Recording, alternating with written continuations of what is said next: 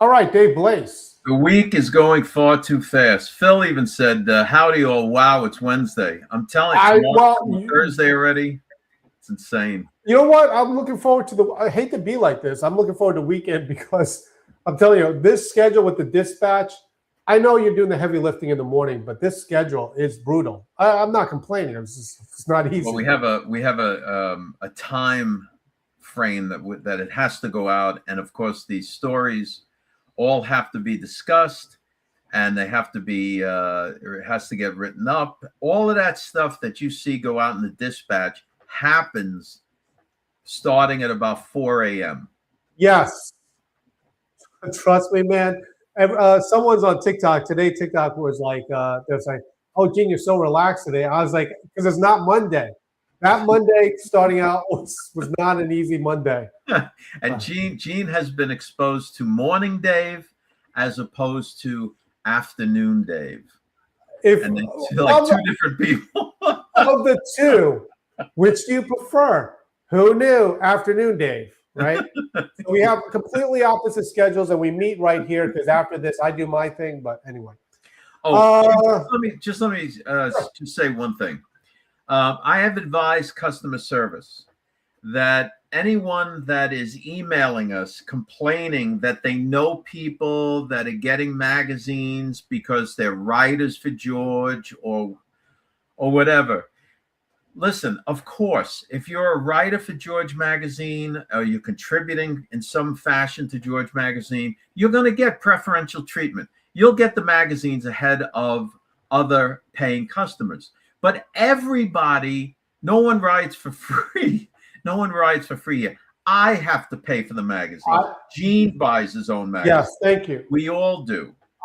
Right? So if anybody's writing and complaining, "Oh, my friend got their magazine. Why didn't I get mine?" We're just not going to respond to those. Just so you know, there's been times where someone got like what is that called? The map. Someone got the map before I got the map. Anyway, just saying. No comment, Ginger. No, Ginger, you don't. Nighttime Dave is much better. All right. So much to talk about. We lately, TikTok was off the other day, yesterday. So it's good to see everyone back on TikTok. We got a packed out show. Yep. All right. Yep. And we have new backgrounds. We selected specific new backgrounds. I told the people on TikTok, all right, I'm just going to send everyone on a wild goose chase. Seriously. We talked about this before. I made a TikTok video. If you go to my X account, my Twitter account, which I haven't posted in like, what, Dave, a year? Whatever. Okay. Go to 3 or 4 days before 4th of July when Donald Trump was there and see my post that I made. I can't say it on TikTok what it was about, but it was about 3 or 4 days before Mount Rushmore and all that. I was there that whole week doing photos for Donald Trump Jr. Anyway, it's very interesting. All right. How about that for a wild goose chase? Well, no, it's not a wild goose chase. It's the truth. Yeah, it's there. You can't. It's like just go there. It's like 3 or 4 days before Mount Rushmore when the 4th of July thing. All right, Dave, we're not even hitting. Try and have somebody. If you do ever get to Mount Rushmore, try and have somebody explain to you why there are secret passages behind Lincoln's head. No clue. All right. Dave, you want to do... You can't even goad them into something. Someone help me out here, the TikTok people. No one's going to come to your rescue. Yes. All right, go ahead. This is unusual. We're not starting with the lead thing because we're talking about the election last night. All right. Let's talk about the election last night. Let's talk about... Right. Go ahead. Okay. I'm going to play this, and then we'll talk about it. Here we go. Yeah. party's conservative base. A pro-Crenshaw super PAC spent nearly $2 million on ads attacking Toth, a former pastor who relied on modest campaign funds boosted by outside groups. Late endorsements from Senator Ted Cruz and the House Freedom Caucus tipped the scales for Toth, especially after Crenshaw voted against Cruz's aviation safety bill. Crenshaw, a former Navy SEAL with a national profile, lacked support from President Donald Trump and faced criticism. That's a big story, Dave. I don't know why more people aren't talking about it, but of course we will. They don't want to talk about it because of that very last phrase. Yes. He lacked support from President Trump. And this is what you and I have been speaking about on these live shows, and our social media team has been putting out on our various platforms. Listen, if in this environment, if you are a Republican and you're getting an endorsement from one of the woke right MAGA influencer leaders, that is like poll poison. It's like political poison. You're not going to win. Look what happened. Who was that guy, Chambers, that was running against? Yeah. Okay. Yes. Really quick, I'll get to Chambers in a second. Earlier, we're talking about this. I put a TikTok video on there. I took a picture of Crenshaw like 10 years ago, and he was a Trump fan at first. I don't know why he started going against Trump. I can imagine, but he is out. He got voted out in the primary yesterday. So. Yeah. Well, he was a never Trumper for a long time. He was all in on Trump. Like this, I mean, this is in 2015. And we have pictures of him still, but we decided not to put him in there. But it was before that guy was one of the first guys to start turning on the president. Yeah. As a matter of fact, I remember because there were certain posts where they would mirror his image, so it looked like he kept switching eye patches from one side to the other, which is not funny in and of itself. But it was the point was that he flip-flopped all the time. Okay. Now, the other big story that we were talking about is also not mentioned is this, and this is a short 10-second video. Here we go. Abbott was not at all in jeopardy here. He had plenty of money. He was going to be fine. But let's go right now to Teresa Woodard. She is in. Dave, have at it. What's the significance of this? Now, of course, you know that on X, all of the woke right people of the MAGA influences are crying that it was rigged. This was all rigged. Everyone that did not get President Trump's endorsement but got some other endorsement, right, just flopped. Guys, this what you to the woke right. Your realm of influence is not that great. It's about that. Okay, if Abbott got, for easy math, 700,000 votes, your guy. What? Abbott got way more than that. Abbott got over 1 million votes. Oh, did he? Okay, this was before. This was Abbott before. got about 85% of the vote, and the other guy got about 10%. Okay, that's where we're at. Okay, and if you ever watch this program, Dave has been very, very critical of Governor Abbott. However, when it comes to push comes to shove, number one, he was supported by Donald Trump, but number two. Let's see if these woke right people that were for this other guy, Doc, whoever, let's see if they turn around, which I really doubt it, and say, you know what? Either way, we need a Republican. Either way, we need a conservative. Yeah, they're not going to do that. What they're going to do is, because they're all a bunch of babies and sore losers, they will just now they'll go on the everything is rigged, our election doesn't matter. It's always the same story. Okay, Dave, we got to start the show. How do you dispute an 80%, 85% to 10% victory? There was one person that says, "Oh, it's going to be very close. Go out and vote for a Doc, whatever." Yeah. And it's not even remotely close. Okay, Dave, we have to actually move on with the show. We actually have the real show to do. Yeah, go. So here we go. First on the dispatch. All right, Dave Blaze. Trump denies Israel forced United States to attack Iran. He says, I might have actually forced Israel's hand. This is once again propaganda that the woke right podcasters who are supposedly MAGA have been parroting this same talking point.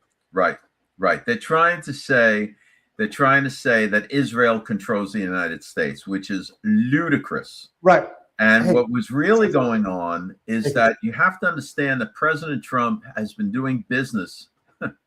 He's been building business. He started building buildings in New York City. And when you build in Manhattan, for example, you have to deal with the concrete guys, and you have to deal with the unions, and you have to deal. Now, that's not like they're not suits. They're not guys in suits.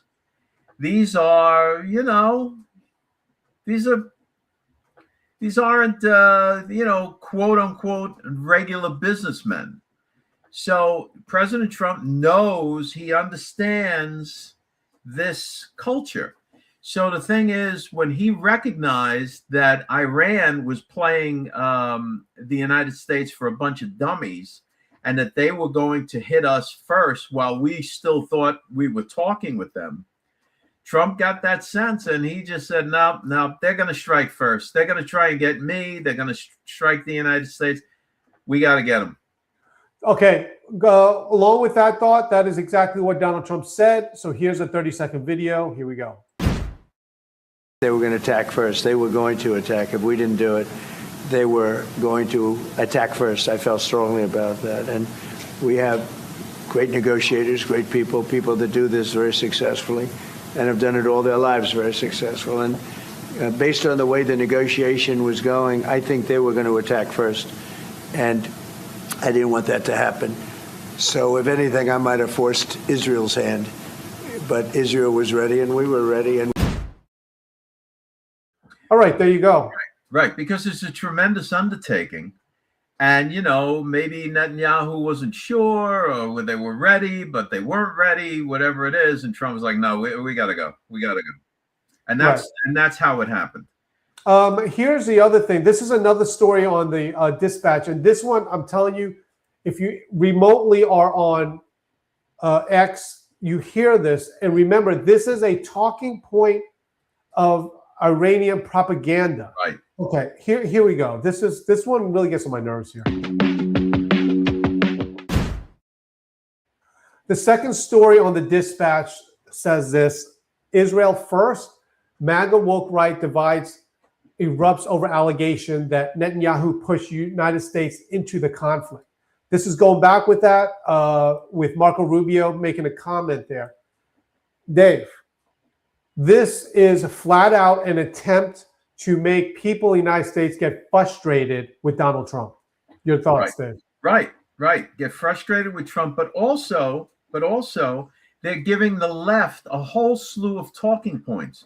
So now they can do their podcasts and so on and talk about how this strong MAGA Trump supporter is turning on Trump and the other one is turning on Trump. They were never really Trump supporters to begin with. Right. In fact, we did we did a post that says all assets deployed long time ago. And it's just basically, we said that there would come a point where people would say this phrase. They would say, oh, I voted for Trump 3 times, but not anymore. Not if he's supporting Israel with this. He's a puppet of Israel. That is not the case. Trump said it. And Dave, this video shows how serious it is with this. And another point that is not said, United States and Israel have what's not sky dominance, but aerial dominance. In other words, we can, play the video and then we can. Okay, here we go. 30 seconds. Here we go.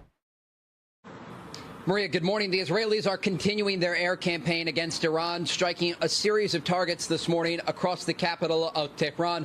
We're also learning from the Israeli Air Force that one of their F-35s shot down an Iranian jet, a significant development, and they say the first dogfight takedown for the Israeli Air Force since the 1980s. As all of this is taking place, there are new conversations about who will lead Iran in the future. The front runner right now, Mujtaba Khamenei, the son of the killed Ayatollah who was taken out over the weekend. Yeah, that won't happen. But now, a couple of things. The son is not in charge. That is for our listeners and our viewers and so on. The son is not in charge. There is a three-person panel right now, like a little tiny committee that's actually trying to uphold the regime. They're putting forward the Khamenei's son as like a figurehead, but he's not the guy. As a matter of fact, the Ayatollah did not want his son to be in charge for whatever reason. So right. He's not really in charge. Okay, and once again, watch out for the talking points of the woke right, so-called MAGA influencers that, quite frankly, as we've been showing you, some of them will parrot exactly what the foreign minister of Iran, his talking points. Just makes you wonder. Right. Now, like, for example, we went between the United States and Israel, we went in with our Air Force and we took out all of their anti-aircraft weaponry. That was the first thing we took out. So now we don't have to, now our guys in the planes don't have to worry about being shot out of the sky, right, by anti-aircraft. Then we went out and we got we have our Navy in there. And today, for the first time since World War II, we sunk one of their giant ships with a torpedo from one of our submarines. Okay. And these are the guys that are saying, oh, the Strait of Hormuz is closed and we have it all sealed up. And that's bunk. All right. Dave, if you don't mind, let me put myself on mute and let me say hello to a few of my friends here. I was hoping you would. All right. Who do we have in our wonderful audience here? Let's see. Tracy's here. Wonderful. Phil, always good to see you. Lori Ann. All right. Stella, Jamie, Ginger. Let's see. Aaron. All right. Joseph K. Love. All right. Hello. Let's see who else we got. Let's see. Just scroll. William's here. Wonderful. Always good to see William. Stella. Fantastic. Daniel. That lady's voice made me want to drink tea in a dainty cup while holding my pinky up. Daniel, truth be known, you do that anyway. Donna's here. All right. Let's see. We're scrolling to see Gene's all done. So now he's going to want to rush me. Amy's here. He needs to assert some dominance in America. Yeah, well, it's happening. Why did he endorse Abbott? Because Abbott paid attention and got the redistricting done. So now the Republicans have an opportunity to pick up 5 more seats. All right. That's why. Hold on, Gene. I got Aaron. Aaron says, I used to work in a New York City real estate office, big building owners. As I was putting myself through nursing school, I hear Dave loud and clear. All right. So you know the guys I'm talking about. All right. Turtle Dove's Hope. Wasn't Trump supposed to be working on American Iron? We are. But the problem is, as long as there was this situation with Iran. So let me tell you what Iran wanted to do. Hold on, Gene. I'm good. Good. We got time. Okay, so Iran's whole plan was to manufacture hundreds upon hundreds upon hundreds, thousands of missiles, right? Thousands of missiles. They'd be building up the missiles. Then behind the scenes, they're developing the nuclear warheads, right? So they got let's say they have thousands of missiles, 10,000 missiles.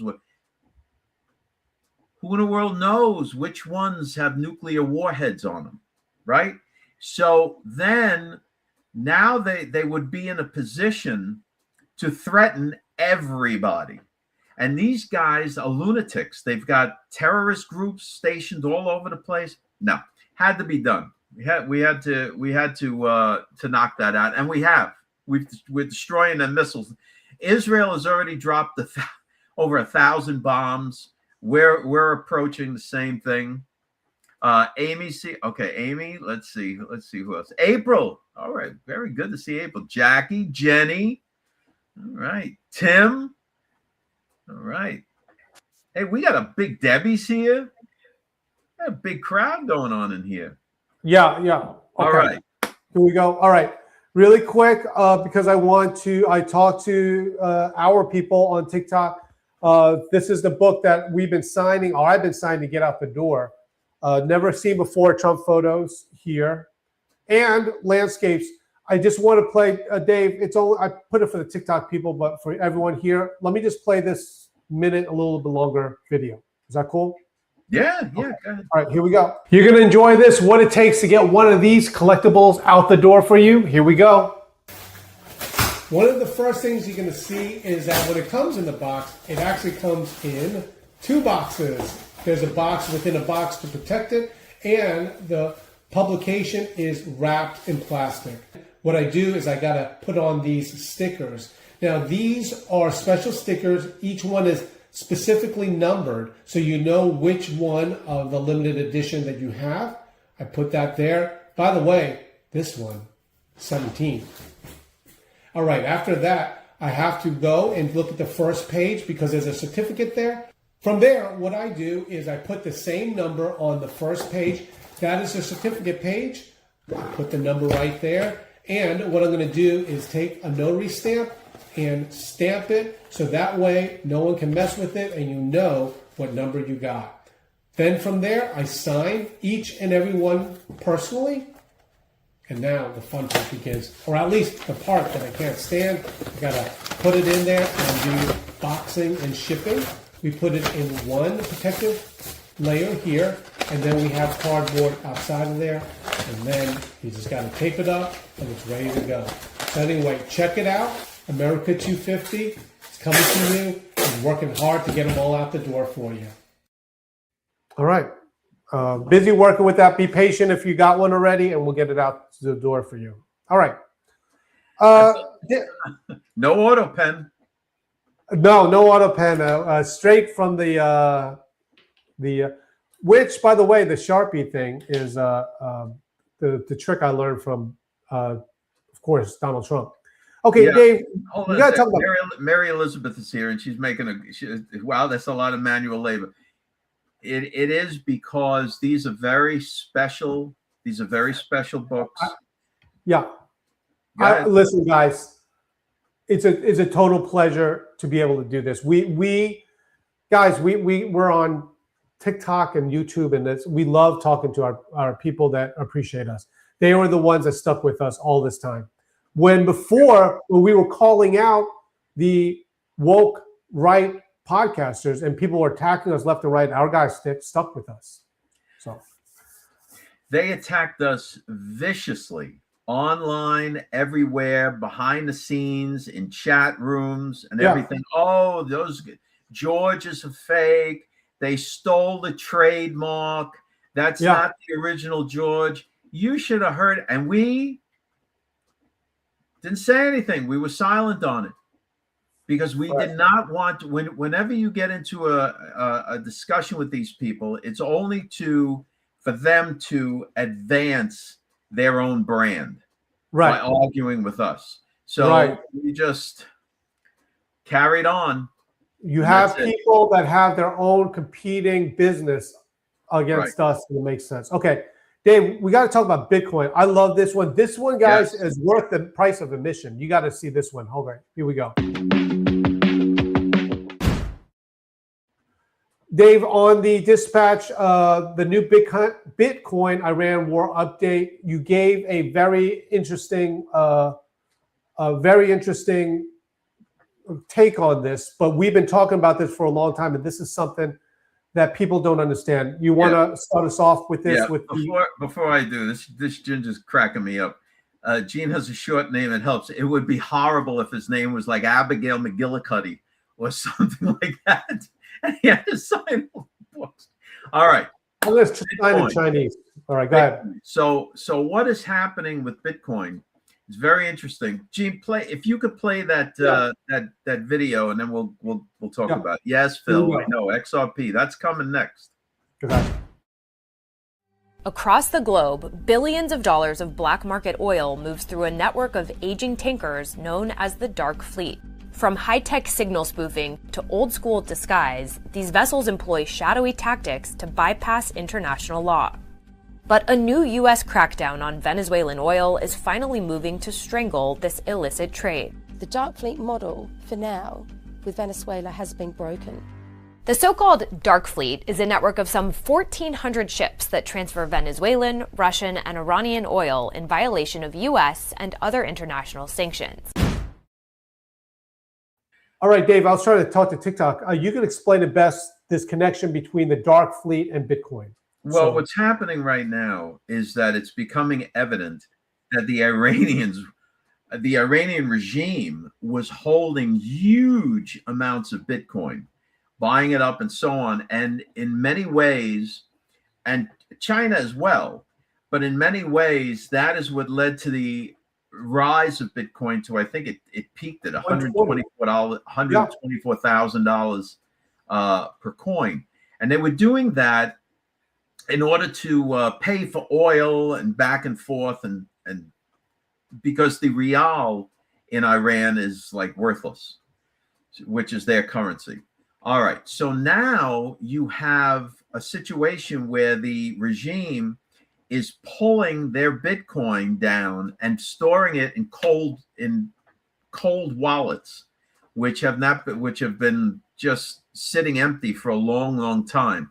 So they're literally taking Bitcoin off the market. And that's why you see all of a sudden Bitcoin jumping back up into the $70,000 range. So there's a lot of shenanigans going on with Bitcoin. Right. And the one thing that is true, it's not, what we've learned from all of this, it's not a safe haven. One of the things that has happened is basically Bitcoin was used as a workaround for the United States sanctions on their oil, saying that you can't use the dollar for world reserve currency. So they got to figure something else. And this was something where they could have through the black market, according to us, because the oil was not allowed to be, it was sanctioned oil, and they're still buying it. Yeah, and also they were using Tether, which is a stable coin, which is pinned to the U.S. dollar. So basically, and this was being done by the actual people, by the people of Iran, because, like I said, their currency, the rial, is not even tradable. So what they were doing is they were buying with their own currency. They were buying Tether, and then using Tether to trade with. Right. I just want to say this, and I don't want to get into a big a debate here or talk about it, but don't forget the Zimbabwe ZiG, that's their version of their dollar, is gold-backed currency. Right. So the thing is, if you think it's just about being gold-backed, without the country behind it, would you change, if you had $10,000, would you change $10,000 United States money as a safe haven to Zimbabwe ZiG because it's gold-backed, because it's gold-backed money? I don't think so. No. So anyway, the United States dollar, why would we ever limit ourselves to just gold when we have gold, silver, plutonium, we have all the oil, we have more oil reserves than any other nation on earth, the precious minerals, the land, the manufacturing. Why would we limit it to a little bit of gold, as opposed to the great wealth of the nation that backs our dollar? Those people that are telling you that, oh, nothing backs the dollar. Right. That is probably all the other nations. I'm sorry, Gene, but what do you think? All the other nations on earth buy U.S. dollars because we tell them to? Right. And the psyop on the American people is the dollar is worthless. Oh, I can't wait till it falters. I can't wait till it crashes. Right. The dollar is the world's reserve currency. Other nations look at the dollar, the stability of our country, all our assets, our military might. Right. They say that is a safe haven. If not, if you don't believe it, seriously, I'm not joking you. If you don't believe it, trade your dollars for Zimbabwe ZiG or whatever currency. And that's it. That go ahead. Okay, Dave, we got one more because we're going to talk about Nancy Mace here. You want to finish the show with this? This is your favorite person, right? All right. To me, she seems very unstable. One minute she's with you, the next minute she's against you. All right. How do you deal with a person like this? She's might as well be in Iran. Maybe she's part of the regime. This is the latest with Nancy Mace. Here we go. All right. How about that for an introduction? But with Nancy Mace, she's forcing a vote to target a fellow Republican lawmaker accused of an affair with a staffer. By the way, I have to say this is a very sad case. Allegedly, the staffer committed suicide. So this is a very serious thing. Right. But this is what's going on. This is the latest with Nancy Mace. Well, what is she trying to say? She's trying to say that the woman committed suicide because she had an affair with that guy? Like it was that horrible an affair that she went out and killed herself? Oh, I don't know. Is that the connection Nancy Mace is trying to make? Well, here's the other side of it. You know, she's no offense to anyone. There are 425-ish United States Congress people. The average person, can name what? Nancy Mace, Marjorie Taylor Greene. I know they're not anymore. Whatever. When it comes to these 425 individuals, and I know most of you guys cannot name 100 of them, but these people, they get into the headlines, and she needs to make headlines because of this. Should we show the video? Yeah. Okay, here we go. Now, at the very top, a virtual tie between Congresswoman Nancy Mace and Lieutenant Governor Pamela Abbott. What are you seeing here with these two now at the top of this poll? Top results mirror polls that have been coming out. You know, obviously, it's also mirroring the fact that there are so many voters still undecided. The biggest change really from other polls is the drop of Alan Wilson. But of course, he is also the direct target of so many of Nancy Mace's attacks. That could have had an impact as well. All right, so that's what's going on. The South Carolina, I know these people, Dave. The South Carolina governor's race. That's it in a nutshell. Who's now the governor right now of South Carolina is who? McMaster, right? Henry McMaster, which, to let everyone know, I was his photographer, his campaign photographer. He was an early endorser of Trump, and later on, after 2017, I went to become Governor McMaster's photographer. Okay, so I know who's McMaster backing? He is backing, I believe, Pam Abbott, his lieutenant governor, who is very popular in my home place of Myrtle Beach. Right. Extremely so popular. now, being that McMaster is a staunch supporter of President Trump from the beginning in 2015 and 16, right? And McMaster is backing his lieutenant governor. Who do you think President Trump's going to endorse? He hasn't endorsed yet. So I know he hasn't, but if you had to guess. All right. Do you think it would be the on and off again unstable person, or do you think it would be Henry McMaster's lieutenant governor? I will say, when this first happened, I thought Attorney General Alan Wilson, I thought he was on the fast track.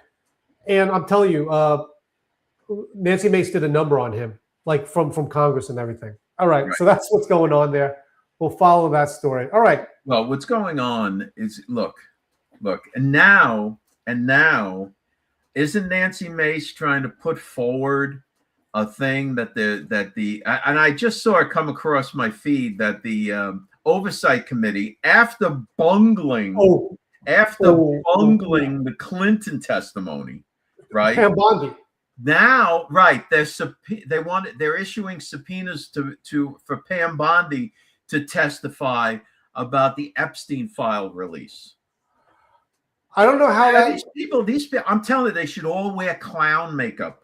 Now you realize if she goes into testimony and they find something wrong, it refers back to Pam Bondi to prosecute Pam Bondi.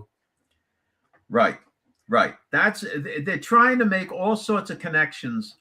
It's ludicrous. They failed with that whole Clinton testament. They failed. They All should right. just kind of like let it go now. Okay. Now, Phil, Bobby, you're right. The U.S. dollar is our best product. Every nation on earth buys our dollar. That's what affords this nation to be a consumer nation. okay. So, Dave? so rail against that. That's not where you want to be. Okay, Dave Blaze, today's Wednesday, tomorrow's Thursday. We have another show. This week is going fast. Just want to thank everyone. Make sure you go to georgemagazine.com, sign up for the Dispatch, and get a copy of America 250. All right, Dave, we did it. All right. That's great. That's great. All right. We got a lot of work to do. I see people here. They still we have a long road ahead of us.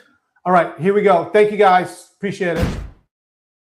Thanks for checking us out. Don't forget to go to georgemagazine.com and sign up for the Dispatch. It's free. Get the emails and the news stories. And check us out Monday through Friday, 5 o'clock Eastern Standard Time. You can check us out on Facebook and YouTube. We'll see you then.